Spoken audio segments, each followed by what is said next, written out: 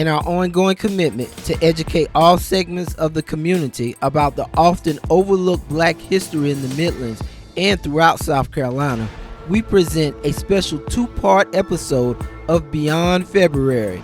In this installment, we explore the rich history and the enduring legacy of the Pine Grove Rosenwald School, located in northwest Richland County. In this insightful profile segment, we have the privilege of sitting down with Brenda McGriff, the manager of the school, to discuss its rich history, restoration, and the exciting new mission it embraces.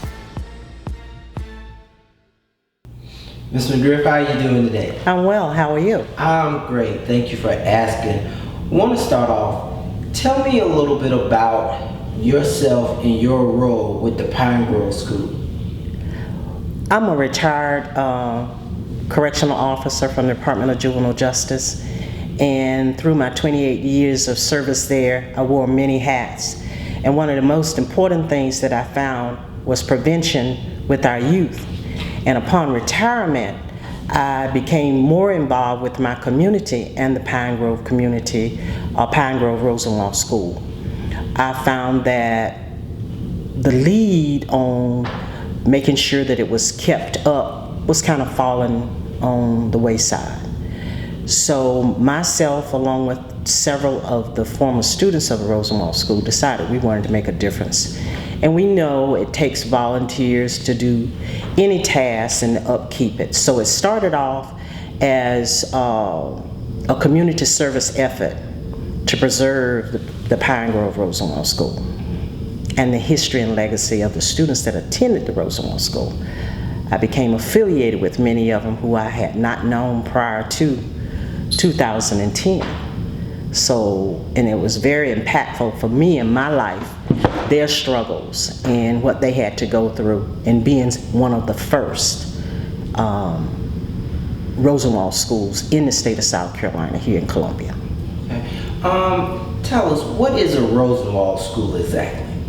Rosenwald schools historically were built with the major effort to educate and to provide a quality public education for African Americans in South Carolina and around the South who were during the 20th century, because they were not provided education, and some educational was sporadic and it was not year-round. So Mr. Julius Rosenwald founded and supported the Rosenwald schools with Booker T. Washington, and he took the model from him. Booker T. Washington was so instrumental in, as we know, in education among African Americans and people, poor people, or in rural communities. And they found the need for education in areas where public schools were just not available in those communities to that segment of the population. Can you tell me a little bit about Julius Rosenwald? Julius Rosenwald was the president of Sears and Roebuck Company, and he had traveled to Europe, and he saw the blight of many Jewish people there in Europe, and he realized that African Americans were being treated the same inhumane way here in the United States. And when he returned to the United States, he vowed that he would change that. He wanted equal rights, he wanted a equitable education, and he wanted to maintain a sense of humanity amongst all people. So what he started was in 1912, he started the Julius Rosenwald Foundation. And what he did was provide seed money to rural communities, primarily African American communities, so that they could start building schools in their communities around the areas where these children weren't receiving education.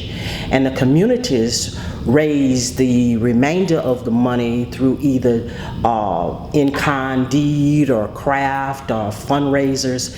And he didn't totally build the schools. The community came in and used that seed money and built off that and built those schools. Do you know a little bit about how the Pine Grove School got started? Because you said it was one of the first. Yeah, the Pine Grove School was started It was one of the first 5 schools that was started in 1923. The Pine Grove Rosenwald School was one of 15 Rosenwald schools constructed in Richland County and is the only one still standing. The Rosenwald School Foundation provided some of the funds to build the school, and the community had to raise the rest. It was not as an easy task for poor people because they had jobs and families, but they felt strongly about their children's education. They did everything that they could to raise money. They had bake sales, they had different functions at the church and community events that they hosted to raise that money, while others donated land so that the schools could be built.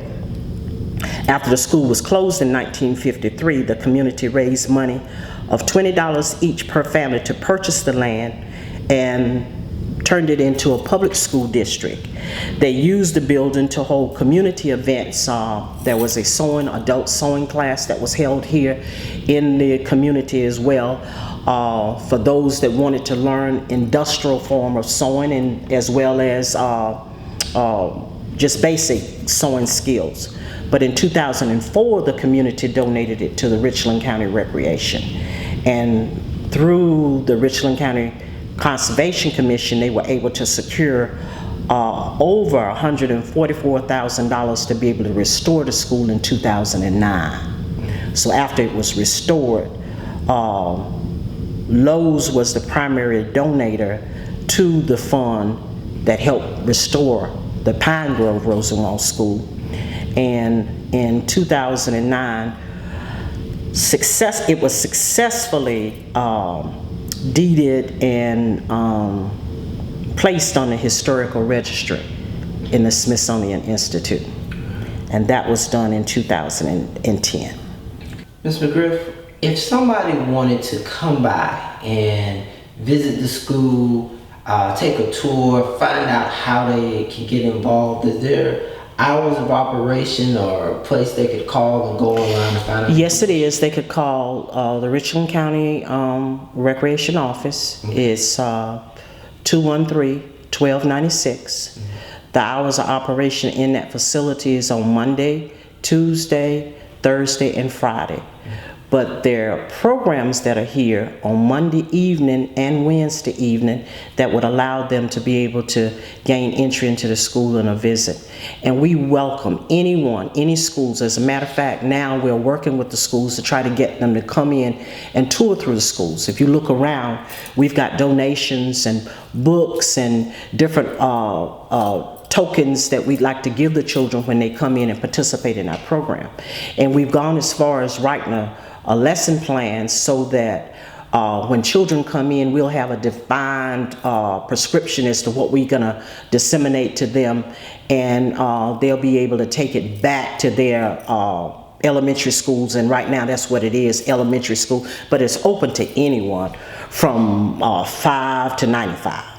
And we welcome that, and we give the tour. The tour takes about 10 minutes, and it kind of takes you back into the past of how students at the Rosenwald School were educated during that time. Ms. McGriff, thank you for taking time to sit down with me. Thank you so much.